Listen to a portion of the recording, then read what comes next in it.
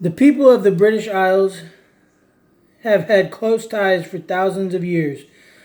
As a result, the people of England, Scotland, Ireland, and Wales share many of the same culture, traits, similar religions, languages, literary traditions, and even holidays are common throughout the British Isles. Today we're going to look at the British Isles in Chapter 15, Section 2. Two independent countries, the Republic of Ireland and the United Kingdom, make up the British Isles.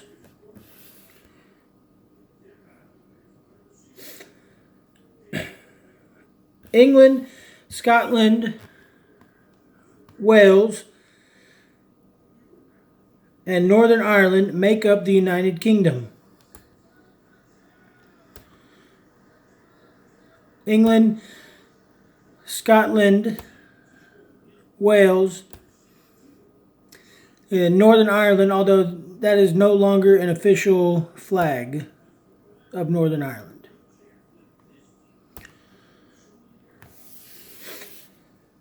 The history of the British Isles dates back thousands of years. Earlier settlers built Stonehenge, an ancient monument some 5,000 years ago. Around 450 BC, the Celts arrived in the British Isles and settled Scotland, Wales, and Ireland. Britain was even part of the ancient Roman Empire. In the Middle Ages, a series of invaders ruled the British Isles. The Angles, Saxons, and Vikings all established small kingdoms in Britain. Finally, in 1066, the Normans from northern France conquered England and established a strong kingdom there. Over time, England grew in strength and power. It soon overshadowed its neighbors in the British Isles. By the 1500s, strong rulers like Queen Elizabeth I had turned England into a world power.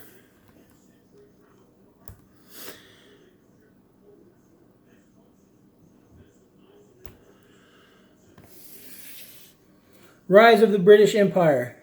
A strong economy and mighty navy helped England build a vast empire. Over time, England joined with Wales and Scotland to create the United Kingdom of Great Britain.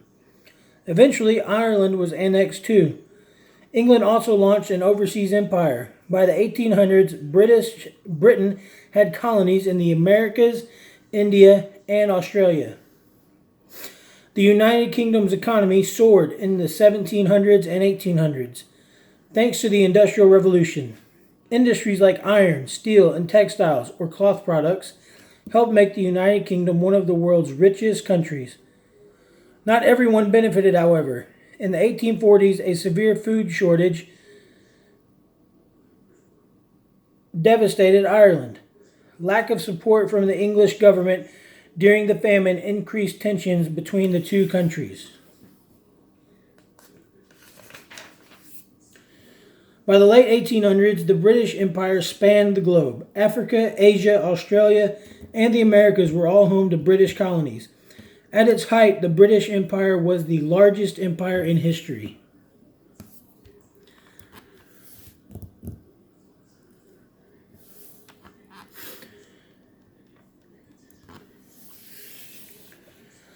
In the 1900s, the British Empire began to fall apart. Both World War I and the Great Depression hurt the British economy.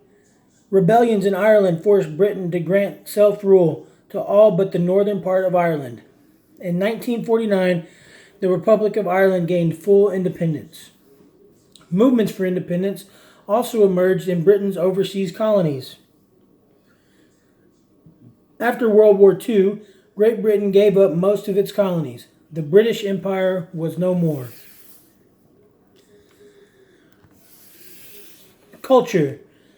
For years, the British ruled much of the world. As a result, the government, people, and popular culture of the British Isles have influenced people all around the globe.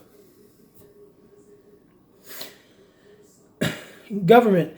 The government of the United Kingdom is a constitutional monarchy, a type of democracy in which a king or queen serves as head of state, but a legislator makes the laws.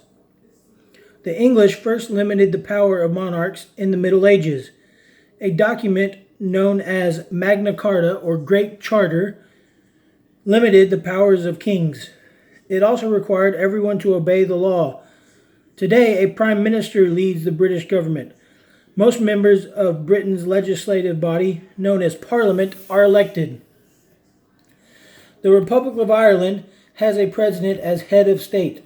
The president, who has limited powers, appoints a Prime Minister. Together with the Irish Parliament, the Prime Minister runs the government.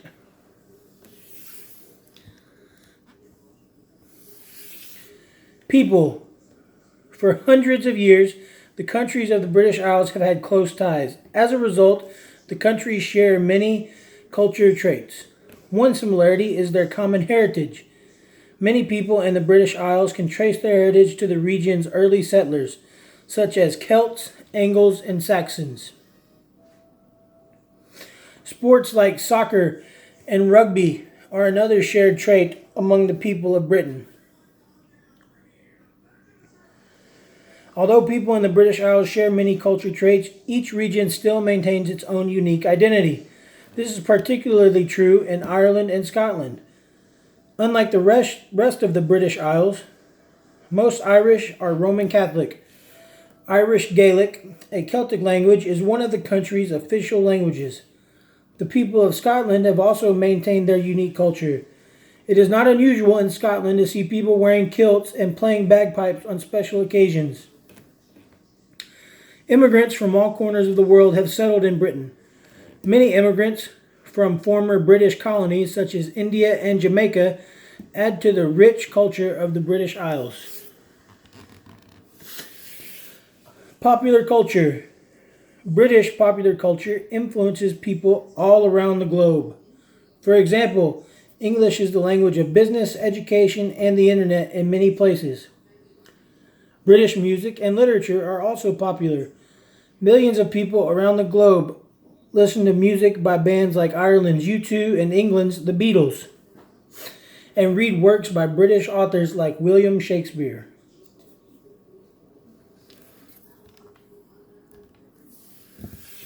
The British Isles today. The British Isles face some challenges. Efforts to bring peace to Northern Ireland and to maintain a powerful economy are key issues in the British Isles today. One of the toughest problems facing the British Isles today is conflict in Northern Ireland. Disputes between the people of Northern Ireland have a long history. In the 1500s, Protestants from England and Scotland began settling in Northern Ireland. Over time, they outnumbered Irish Catholics in the area. When Ireland became a separate state, Northern Ireland's Protestant majority chose to remain part of the United Kingdom. Since then, many Catholics in Northern Ireland believe they have not been treated fairly by Protestants. Some Catholics hope to unite with the Republic of Ireland. For years, the two sides have waged a bitter and violent struggle. In the late 1990s, peace talks between the two warring sides began. An agreement eventually led to a ceasefire and the creation of a national assembly in Northern Ireland. However, the refusal of some groups to disarm or give up all weapons stalled the peace talks. Recently, however, hopes are once again high that peaceful relations between the groups will bring about a long-lasting peace.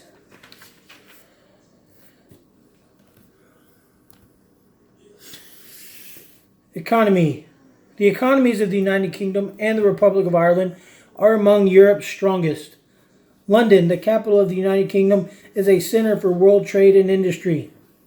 North Sea energy reserves have made the United Kingdom a major producer of oil and natural gas.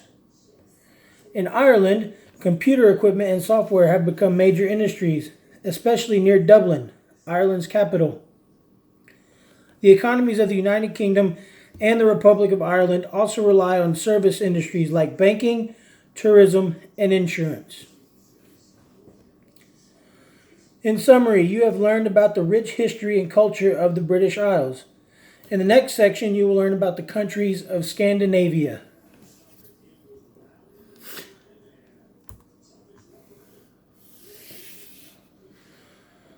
But before that, we're going to look at Sir Winston Churchill very quickly.